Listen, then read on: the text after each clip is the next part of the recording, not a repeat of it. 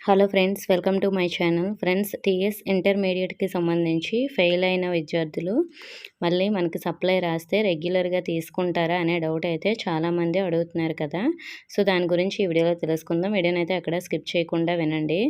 అలాగే మనకి ఇంటర్ తప్పిన వారి కోసం మే 22 నుంచి అడ్వాన్స్డ్ సప్లిమెంటరీ పరీక్షలు నిర్వహిస్తారని ఇంటర్ బోర్డు కార్యదర్శి గారు ఆల్రెడీ మనకి టైమ్ టేబుల్ అనేది రిలీజ్ చేయడం జరిగింది కదా! సో, ఈ నెల 23 నుంచి 30 వరకు కూడా మనకు అప్లై చేసుకోవడానికి ఆప్షన్ కూడా ఇచ్చారు.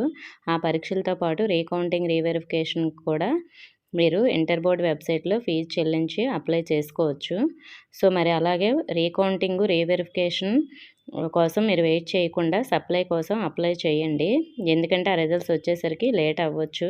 సో, మీరు అప్లై చేసేసి మీరు ఎగ్జామ్స్ కూడా రాయండి. మీరు ఏది ఎక్కువ మార్క్స్ అయితే అదే పరిగణలోకి తీసుకుంటారు కాబట్టి, సో, రెండింటికి అప్లై చేయాలనుకున్న వాళ్ళు రెండింటికి అప్లై చేయండి.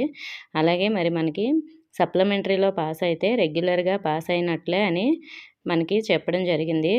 అంటే సప్లిమెంటరీలో పాస్ అయిన విద్యార్థులను రెగ్యులర్‌గా పాస్ అయినట్లే పరిగణిస్తారని, ఒకసారి తప్పిన వారి జాబితాలో ఉండరని కూడా మనకు క్లియర్‌గా చెప్పారు.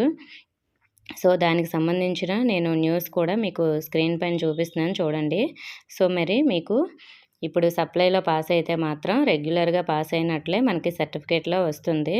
కాబట్టి మీరు ఇప్పుడే కొంచెం కష్టపడి చదివి పాస్ అవ్వండి. మళ్ళీ మీరు నెక్స్ట్ ఇయర్ రాశారంటే మాత్రం మిమ్మల్ని రెగ్యులర్‌గా కాకుండా సప్లైలో వచ్చేటట్లే తీసుకుంటారు. ఓకే ఫ్రెండ్స్, మీకు ఇంకా ఏమైనా డౌట్స్ ఉంటే కామెంట్ చేయండి. ఇన్ఫర్మేషన్ నచ్చితే వీడియోని తప్పకుండా లైక్ చేసి మీ ఫ్రెండ్స్‌కి కూడా షేర్ చేయండి. మన ఛానల్‌ని సబ్స్క్రైబ్ చేసుకోండి. Thank you for watching.